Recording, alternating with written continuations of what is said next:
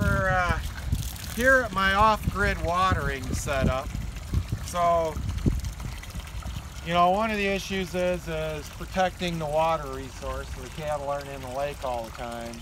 And then also in the winter time, I don't want them out on the ice, and you got to have a continuous water supply in the winter time for them. So I took this old fuel tank, I cut it in half, and I dug it and put it in the ground about halfway. So the ground acts as an insulator for the winter time. And I have two pumps. There's two water outlets, two 12-volt DC pumps, which are nothing more than 800 gallon per hour Rule marine bilge pumps for small boats. They're little small 3-amp pumps. And took this 3/4 inch poly pipe, underground poly pipe, dug it in the ground and put it out. It comes out of the lake shore underwater. I can see, yeah, you've got a little steady stream here because of course yeah, it now overflows. what I did is to keep water flow to help minimize ice formation in the winter. Yeah. Which when it does get cold, I am out here in the morning breaking ice, but I took 3 holes, drilled in the tank at 3 different levels. So after the tanks fill up and overflow, water starts slowly pouring out. It keeps water moving for maybe another half hour or so. Helps keep water moving and minimize ice formation. So what do we got over here? This is how it all works. This is the power station. So when you're way off grid where it's going to be too expensive to bring in electricity, I set up solar panels. There's two 250 watt panels. And so there's one there and one there. Yeah, and there I've got 3 12-volt deep cycle batteries right here. One here in this cooler, right? Yeah, coolers are a really good way to store your batteries. Now why is that? Kind of protects them from the weather, but excessive heat and excessive cold. Okay, temperature extremes. Yeah. And you've got 2 more over here. Yeah. I imagine it protects it from some critters. I know you used to get frogs in your... You get frogs and snakes in there occasionally. Yeah, but, they still get in, huh? They don't seem to mess with the... they're not very good electricians. They don't mess with the batteries. Good. Here's a charge controller. And a charge controller regulates that your batteries don't get overcharged. Right. Without the charge controller, you'd fry your batteries, especially on a sunny day. Now, because the solar panels taking a lot of energy, right? And they can't overcharge your battery. Oh yeah, they smoke these batteries. Oh, okay. Yeah. And even in the winter, if you get a sunny day, you get a lot of sun reflection off the ice and snow. All right. And you can get some pretty good charges in the winter, just for a short period of time. Interesting. Never thought of that. So what do you got down here? Now, that's actually what turns on the timer, because we turned on that pump. That pump is running now, but it runs for 10 to 20 minutes a time, depending on the time of day.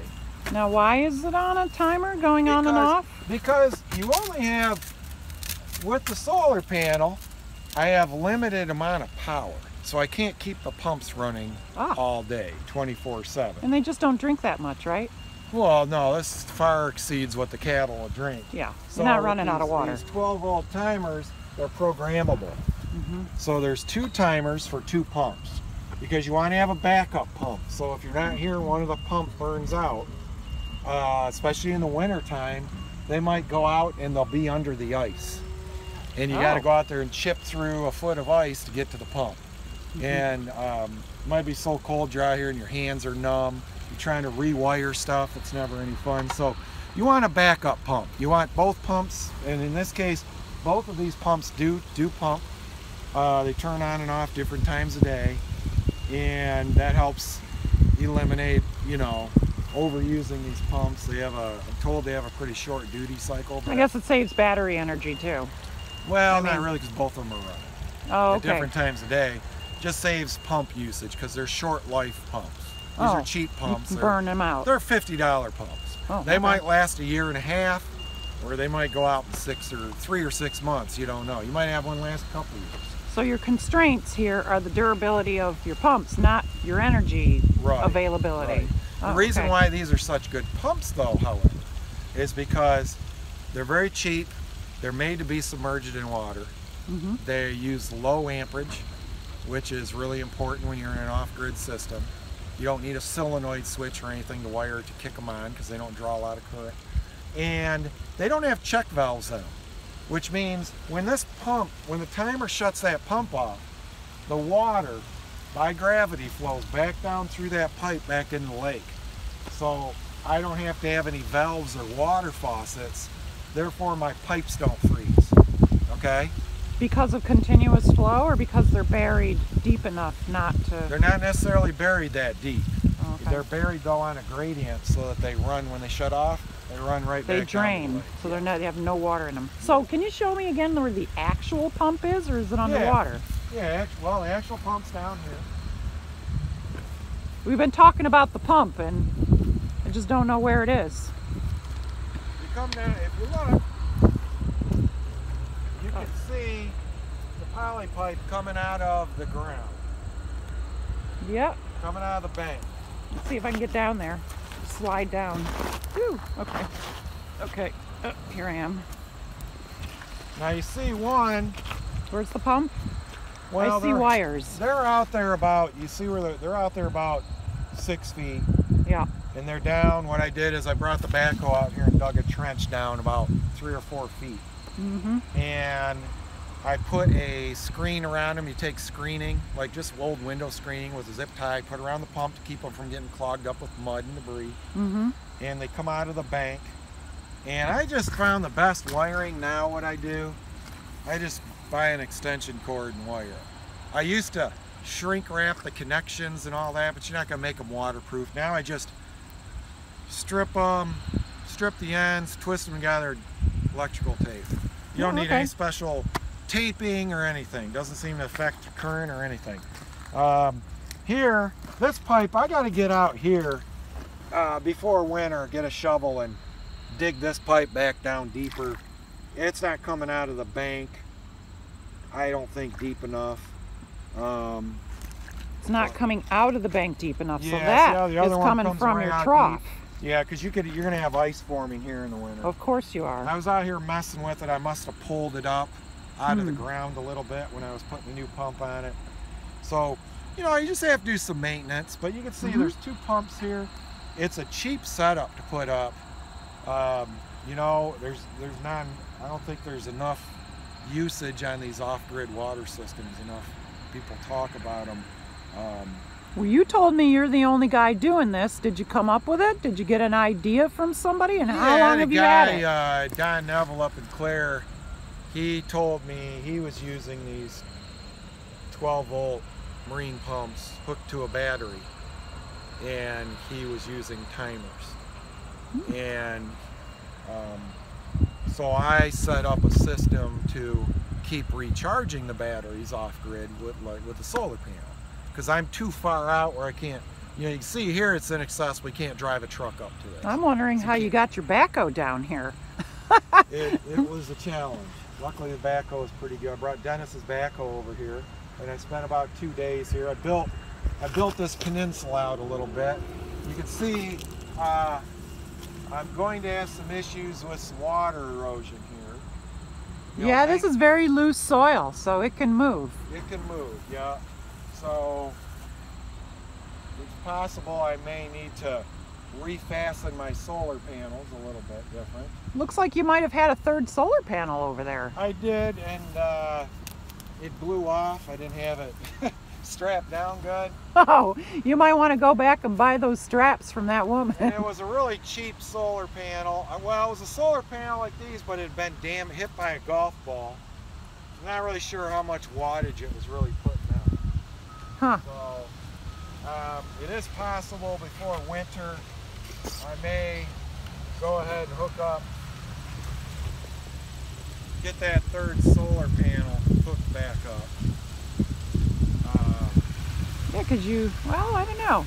I guess just because it's winter, it doesn't mean you don't have less sun, but the sun's lower in the sky. So that well, you do might have less sun. You go down in to about 2.5 solar hours in the middle of the winter here, in the heart of winter. Well, what's a solar hour?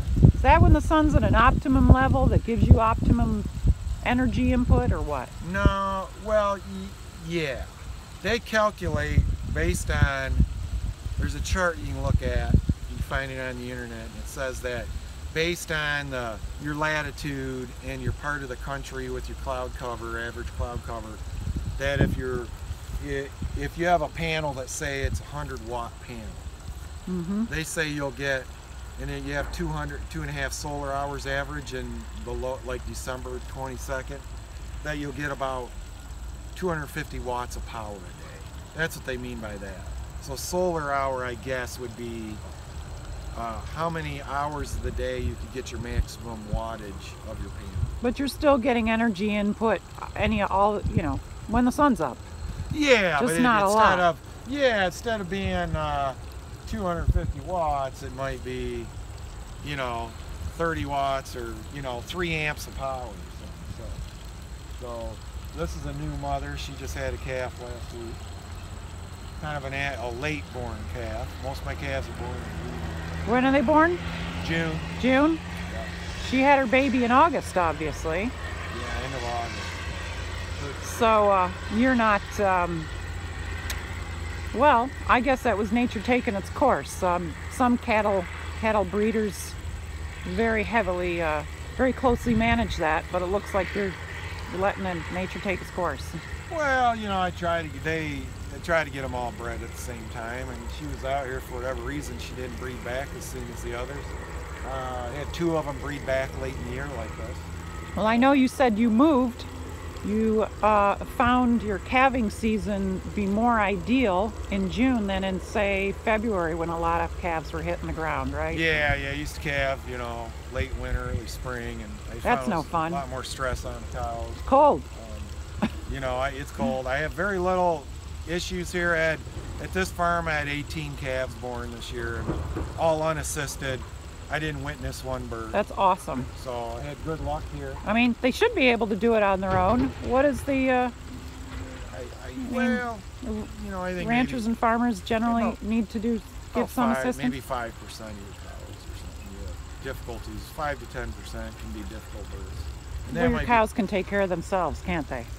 Well, they can. I mean, I'm not saying I don't ever have a calving problem. I did at another farm this year. I had some problems, and don't know why. Lost a couple calves, so it does happen.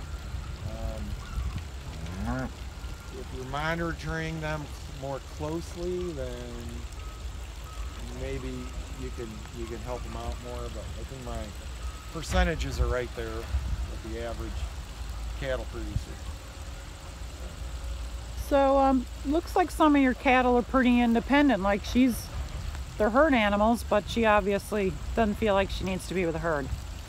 Yeah, I mean, the herd's only several hundred yards up that slope, but some of these older cows are more confident, and they'll go off and get graze on their own or get water.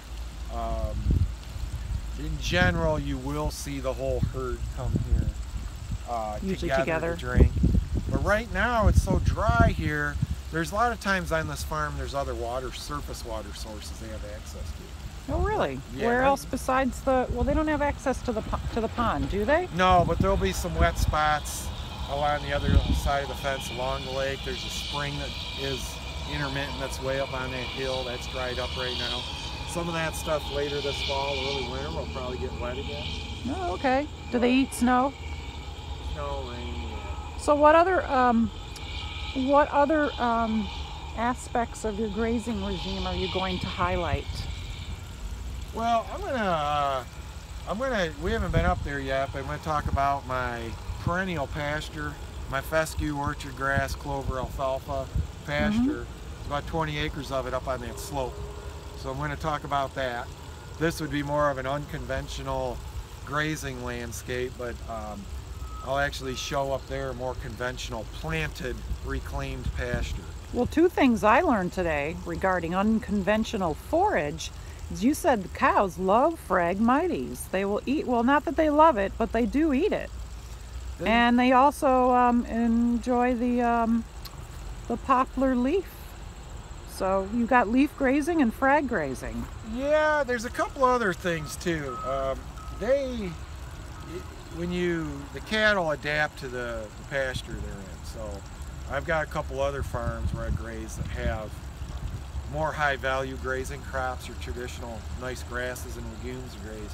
Where here, it's more of a barren, less dense landscape vegetation, and it's more diverse. And they will eat a lot of what we consider weeds here. I see them grazing on some common weeds like knapweed and sweet clover. They do browse this autumn olive. If you look at this autumn olive bushes, which is a real common shrub now in this part of the state and a lot of southern Michigan, it came in maybe about 20-30 years ago, started to overtake. It's a Asian shrub, and they're grazing that. If you look at those bushes, they're browsed down. These close to us, I do see a line of quite sizable bushes there. Yeah, and then right even there, along there where that those beach little sand ones? is, that's all bushes they've grazed right now. How big were those before they started grazing it? They probably didn't allow them to get big. They don't go up to a really big, tall, like bush like that. That's graze it down. It's just they will generally keep smaller bushes small. That's interesting. Kind of like deer. Deer do that with a lot of shrubs. Yeah, much to we call that dismay. browsing as opposed to grazing. So deer, All you right. know, goats do it a lot. Ah, Deer browsing. don't, yeah. Browsing versus grazing. I hadn't actually ever thought about the difference. Yeah. So, how do you decide which cattle end up in the different environments since they're so different? So you're not, to me that doesn't say quality control. You've got, these cows grazing this environment, and then you've got other cattle maybe eat more grass, which is idyllic, right? Well, it depends on their nutritional requirements. Brood cows should utilize a low quality forage in a landscape that's unusable for any other use. Top agricultural tillable ground is far too expensive to put beef cattle on. Okay. You mean because at top agricultural, what did you call it? Tillage? Yeah. Top agriculture. Ground. Now, would that be considered agricultural land to grow food for food animals or food for people? Well, both, either or. Oh, okay. Yeah, I mean, ground that you can put a plow in, has good topsoil, and it's unnecessary to put your cattle on ground like that. They'll just get too fat. It's a waste. Oh, okay. So because I have my follow-up question to your explanation of putting brood cows on this low-quality forage land. I thought, well, that's counterintuitive. Wouldn't you want them on the best forage you could find for them? Because they're mama cows feeding their babies. If you don't have to pay big money for it, but if you have to pay current land use rent for it, then no. Your cattle look like they're doing pretty well. Yeah. They look like they're in good shape, and your babies look lovely.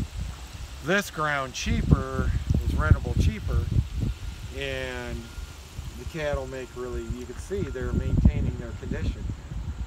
Yeah. And I also find that this landscape has better thermal cover for them, both in the summer and in winter, because of the vegetation and the topography. Insect prevalence seems to be lower here. Really? Wonder why that Seems to is. be much better in this landscape than in a more upland, flatland, open landscape. They do use vegetation to get away from insects. They go into dark, shaded areas in the summer where there's breeze, and away from tall grass, they have less flies than my cattle at other locations. All right. I remember when you'd have like skins suspended between trees for them to brush themselves against. Yeah, oilers with fabric on it. Yeah, and I stopped doing that. I don't do any type of fly control. So your girls seem reasonably low maintenance. Yeah, they don't get any fly control, or you can see there's some flies on her back, but that's well within acceptable Fly concentration. Yeah. fly. Yeah. Well, okay. So I see another one coming. Yeah, so you can see now your question about the one coming over on her own, but generally they do come in a group. I see there's a stream coming.